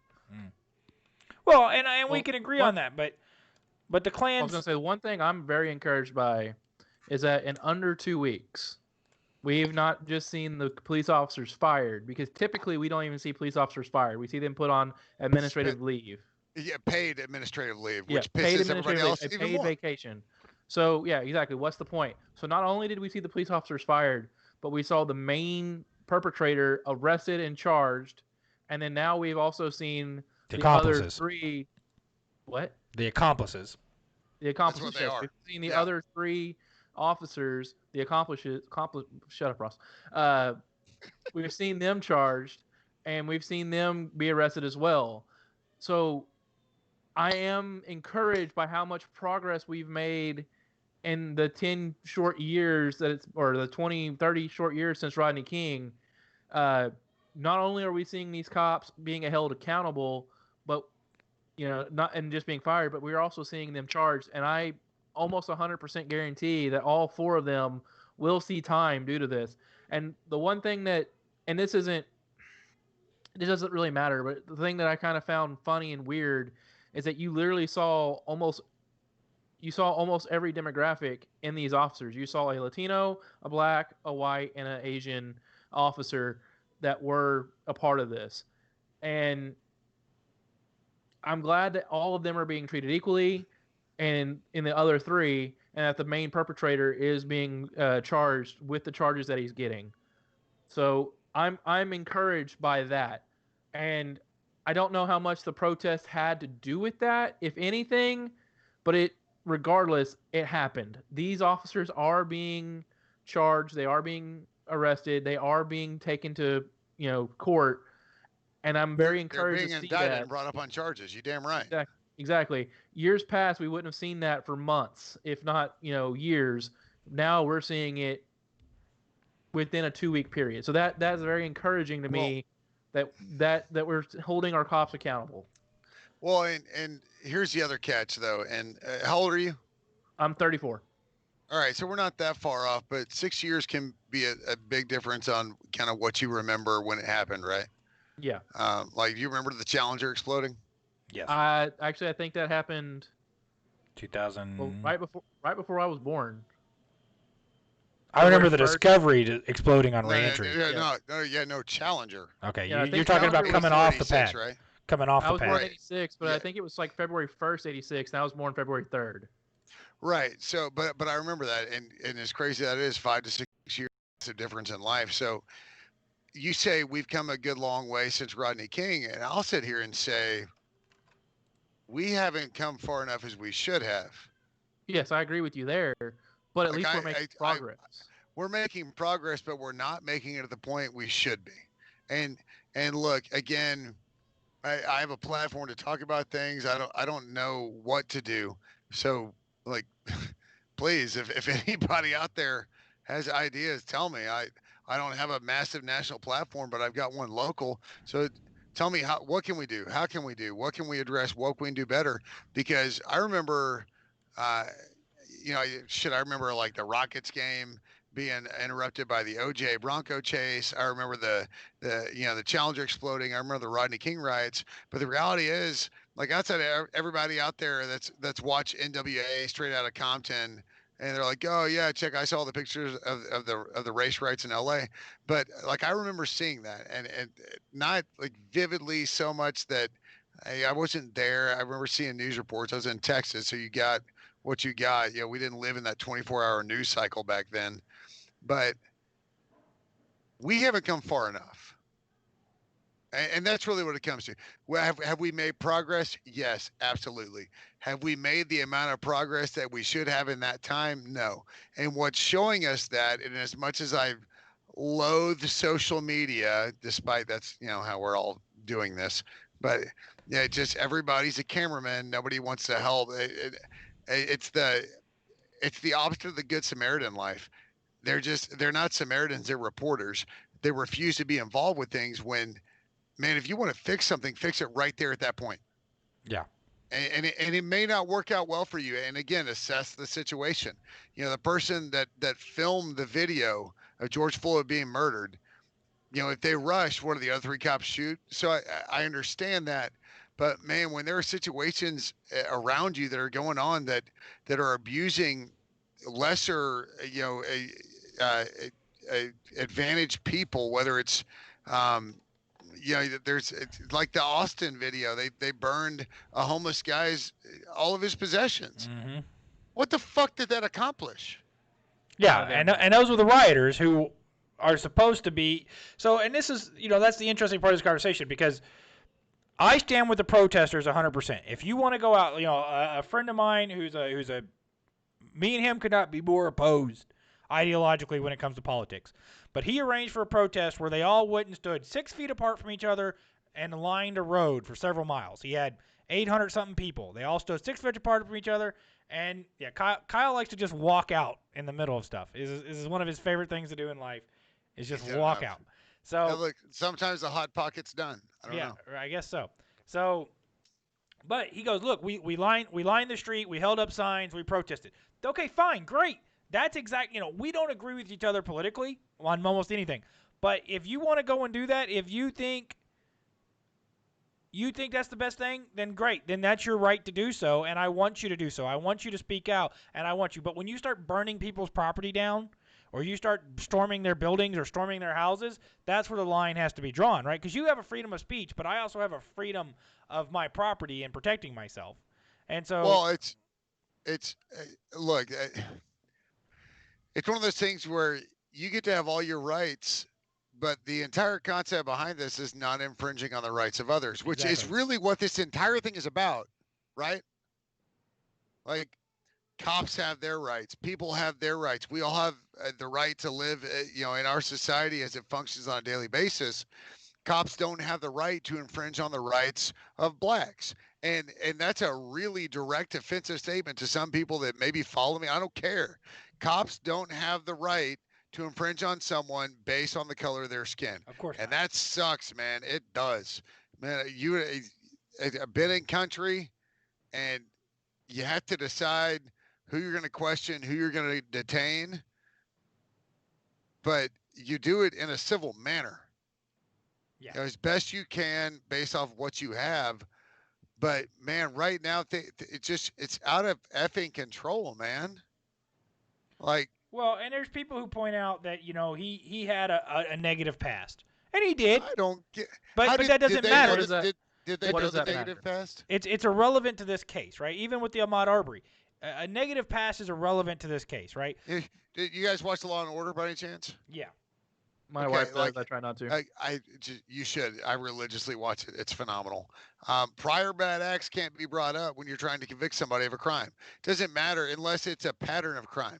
Like if you rob 4 stores, went to jail for all 4, and you robbed a 5th, then it's a pattern of misbehavior. But when you're talking about like there's no pattern. It's a prior bad act, and none of it has to do anything with what the F went on.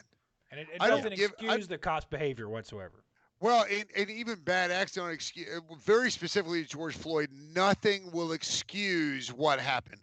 Nothing, and you can't push me off. I will. That's a hill I will absolutely die on. We're Ju- right just- there on that hill, dude- taking fire with you, bud. Dude, I'm telling you right now, I don't care if he was 40 minutes removed from killing somebody. That you'd like, bro. This ain't the 1820s. This isn't Tombstone. You know, this isn't Wider. We're not. This ain't justice in the streets. You're not that dude. So take your peacemaker, put it in your holster. All he had to do was subdue him. And look, the knee to the back of the neck is not comfortable to watch. But all he had to do was put it there. And this, I've seen the earlier video. He really wasn't resisting. But if you decided he was resisting at some point, knee on the back of the neck, you have 3 other officers. One watches the perimeter, one watches the 12, one watches the 6, or one watches the perimeter back to a building. One keeps an eye on the suspect, and one zip cuffs the suspect. All you had to do was put him in the cop car. That's all you had to fucking do. It's all you had to do. And you're talking to somebody who dealt with actual terrorists, and all we did was zip cuff, man. Just zip cuff them, throw them in the Humvee, and we'll figure it out later. We don't kill them on sight. Yeah, unless And he that's poses why- a direct threat to you, which he didn't. Exactly. So you've got the guy on the guy on the suspect, the guy watching the suspect, the guy watching the sector, and you had a third. Man, you had a third. All the third dude had to do was walk up and zip cuff him. And if you want to like uncomfortably like zip cuff ankles, to wrists, man, it's going to be shitty, but you're not in the situation where you just fucking kill the dude. So Roy, I hate to do it, but I got about 5 minutes here, and I desperately want. I told you guys, I'm so loud. I desperately want to hear the LSU offside story. Oh boy! All right, so put on your yell leader hat. oh well, Or we don't suit, wear 'cause they don't hats. wear hats. No, I got my yell leader hat. I hairsprayed my hair. It's vertical. The higher the hair, the closer to God, baby. Yeah. No, so I'm on the sidelines of the game, and if you look at the sidelines, they have like the white line box that goes around where the team, and coaches can go. And then if you look at the sideline, it goes all the way around. They have this yellow dotted line, and it's as far as press can go, right? So, obviously the officials are right up on the sideline, and I like yell leader, but Aggie football fan first. So like for an Aggie diehard, dude, I literally the best seats ever on the planet, every game, because I got to choose what yard line I was on. So I always like to stand on the yardage marker. I always like to watch for offsides. I'm a weirdo like that. And I saw the offsides, and Kyle Allen launches it. It gets intercepted, but when there's obvious offsides as a quarterback, and I grew up as a quarterback, just launch it. Worst case scenario, gets picked, doesn't count, 5 yards, replay the down. Best case scenario, one of your receivers accidentally comes down with a 30, 40, 50-yard bomb, and you're in business. And so he jumps. I'm like, oh, there you go. And so he just launches it, pick. Well, the pick stands. I'm like, wait a minute. That's hold on. And I'm literally like right behind this ref, but slightly to the side, just like, but they always kind of, whether they know it or not, they kind of hump it, senior hump it, feet apart. They kind of get down, hands on their knees so they can really look down the line. And I saw it, man. It was just clear as day. There's nothing, the speed of football does not escape me. And so it ends up getting called an interception. So now this guy, he's a linesman. He goes down the line to the new line of scrimmage where LSU now has the ball. And I've decided that I'm tall. I'm a lot of legs, but I can lean forward a lot. I got a lot of body control. I haven't been in the old guard. And so I put my toe like dead up on the yellow dotted line, and I'm leaned as far forward as I can without literally falling face first onto the turf, and just lighten this dude up. And I'm doing everything in my fighting Texas Aggie ability to not drop any sort of F-bombs. I'm There was a yell leader that got literally ejected out of G. Raleigh White years and years ago, the Holler House. One of the coaches stood up, talked shit to the ref in basketball. He sat down, the ref turned around, and there was a yell leader just happened to be literally right behind where the coach was, tossed the yell leader. So I'm trying my best. And again, I think we all learned after, the 2 bowl games I was a yell leader at, I'm not good at not interacting with football players. That was not my 15-yard penalty with Malcolm Kennedy, by the way. But I'm just laying on this dude. And, refs, especially SEC, really loud. They're not paying attention, but I'm just laying on this dude. And finally I figure out, there's really no mics around me. So I just really start laying into this dude the way I would if I was standing up off my couch pissed off. And he finally, the next play, it went dead. He turned around, he looked dead at me.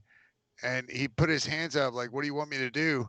And that was one of 2 times in the history of my life in whites that I used a sin word. Yeah, because I gave him the straight up Army knife blade. I said, I want you to do your effing job. And he just turned around like he knew I was right. So it didn't change anything, but Made you feel better. I just hope it made him feel worse. There you go. It didn't make me feel better. I'm an Aggie football fan. Everything is miserable. There's too much tension, and I can't deal with it. And that's why I'm 40 years old with white hairs. All right? Not gray, white. Yeah, they like to make you sweat it out. All right, well, guys, unfortunately we are up on it on time. It is coming up on 2 hours now. We want to thank. Oof, I'm sorry. No, you're good. I want to thank Roy May for all the time he has given us and all the talks he's given us, and we'll go back and I'll what year was that game? So that was you said Kyle, so that would have been what, 14, 15? No, it would have been 13 because senior year we were in the Red Stick. Yep. Okay, so I want to thank Roy May for joining us tonight. Such a great conversation we had with him. Thank you so much.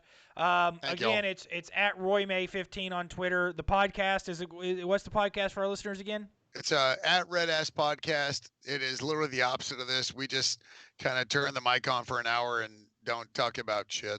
We just kind of talk. If you ever want us on that, just let us know. I mean, and by us, I mean me, since I'm an Aggie and he's not. So let me know. So if you want an actually educated person. Hey, we had a Syracuse lacrosse talk earlier, so we might be able to talk a little lax. Yeah. But hey, gentlemen, again, thank you so much. I can't express this enough. Man, dude, Black Lives Matter right now. Take the time in your community, research your candidates, vote in primaries, learn about things, and talk to people in your community. Just try and fix shit, man. Nothing's great. Nothing's ever going to be perfect, but I bet it can be better. Yeah, we can't solve things, but we can definitely get them to be a lot better than what they are now. We can get towards solving them. Yeah, exactly. Sit down and talk just like this and find out what it takes. So, yes, sir. So thank you so much for everybody tonight. Kyle, go ahead and tell them where you're out. I'm at Kyle Schumann 08 on Twitter, Instagram, and TikTok. And if you can find my Facebook, good luck. I will call you ISIS and delete the request. But on Twitter, Instagram, and TikTok, feel free to follow me. I share some stupid content here and there, and try to do mostly on TikTok. He sure does some real stupid stuff. So, Ross, where can they find you? So for me, of course, it's at Ross Schumann. That's Romeo Oscar Sierra Sierra Sierra Charlie Hotel Uniform Mike Alpha November. Make sure you like our Facebook page that Kyle set up for us. Go like us on Twitter. Our links are right down there below us. The links for Roy are down below him, so go look at that. It's all in the description for the video, guys. We are up on the time, so we are going to let you go. Kyle, tell them good night. Thanks and gig 'em, and God bless. Everybody have a great night. Be good. Don't have too much fun. Don't riot. Don't burn shit down. I just keep calling on the help of my peers, but their success makes me distressed. Things will be better when I disappear, bouncing from city to state. Nothing feels great, I'm a committed disgrace. If I could get up, hold my chin up, confidence is just a bluff for the weak. Might take a peek in my self-pity to realize it's selfishness for the meek. Just take these pills and makes it better, but withdrawals will make you seize up and You gotta buy